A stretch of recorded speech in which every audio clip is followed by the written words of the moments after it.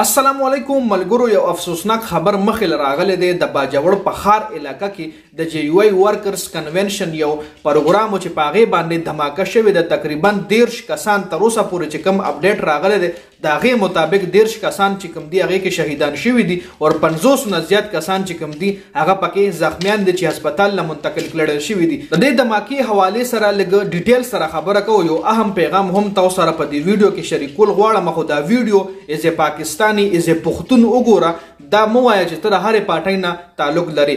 د کې زموږ د پښتنو سایکي داسې جوړه ده چې ډېر داسې کسان به اوس وي چې په دې دھماکه باندې کم د جی یو ای اپوننټ خلک وي د جی یو ای چې کم مخالف خلک وي او په دې دھماکه باندې خوشحالي. خو زما د دې ویډیو مقصد حقیقت تاسو سره شریکول دي. تاسو به کتلی وي د عمران خان په حکومت کې زه د عمران خان فیور په دې ویډیو کې هرګز نه کوم، خو د عمران خان په حکومت کې په کې پی کې دھماکه نه ده شوې. د عمران خان حکومت چې تللی دی زموږ په جوماتونو په پیښور کې دھماکې وشوې جي په هر ځای کې دھماکه شو. د باجوړ چې دا کومه علاقه اوس کرنټ دا نن چې کومه دھماکه شوه دا څومره افسوسناکه واقعه ده چې 13 کسان چې کوم دی هغه تر اوسه پورې د هغوی د شهادت خبر راغلی دی. 50 کسان چې کوم دی هغه زخمیان دي او هغه کوم قسم زخمیان دي هغې هم چاله پته نه لګي چې دغه کم زخمیان دي الله پاک دې ورله روغ صحت ورکړي. که زه اوس د عمران خان حوالې سره څه خبره کوم نو کیدای شي د پی ډي ایم په خلکو باندې بد لګي، خو د عمران خان په حکومت کې زموږ په پښتنو باندې دھماکې نه دي شوي. د عمران خان حکومت چې تللی زموږ د پښتنو وینې بیا په سړکونو باندې بهیږي. زموږ پښتون په جومات کې هم محفوظ نه دی، زموږ پښتون په یو ځای کې محفوظ نه دی چې کله د عمران خان حکومت تللی.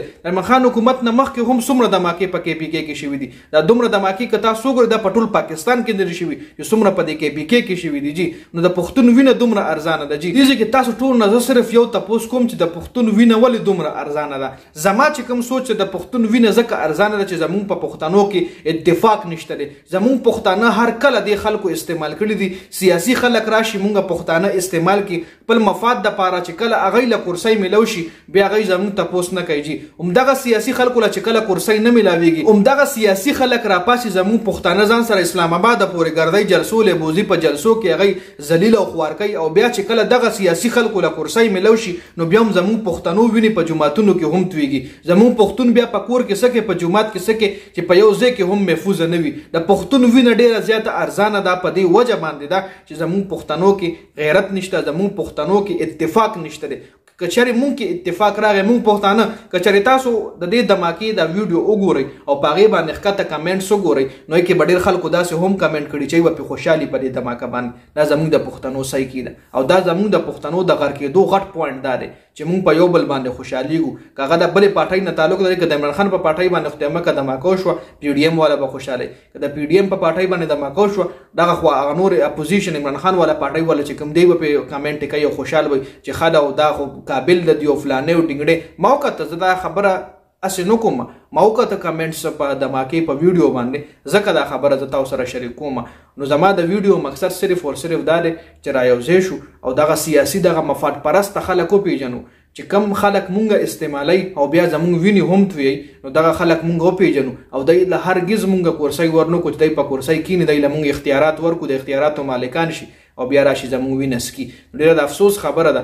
زه صرف دې ځای کې ما تاسو د عمران خان د حکومت مثال درکړو. زما مقصد دا نه چې زه د عمران خان سپورټ کوم مطلب از سوشل میډیا انفلوئنسر. زه سپورټ که کوم او که نه کوم زه یو نیوټرل خبره کوم چې د هغه په حکومت کې په پښتنو باندې دھماکې نه دي شوي. کم از کم دا یو خبره وه که روټۍ میلاوېده او که نه میلاوېده خو د پښتون وینه نه ده توی شوې. شاړ غوندې ویډیو وه د ویډیو کتلو زیاته مننه. ویډیو مخکې ملګرو سره ضرور شریکه کوئ. جنید خان افیشل چینل هم سبسکرایب کوئ، پیج هم لایک کوئ. والسلام.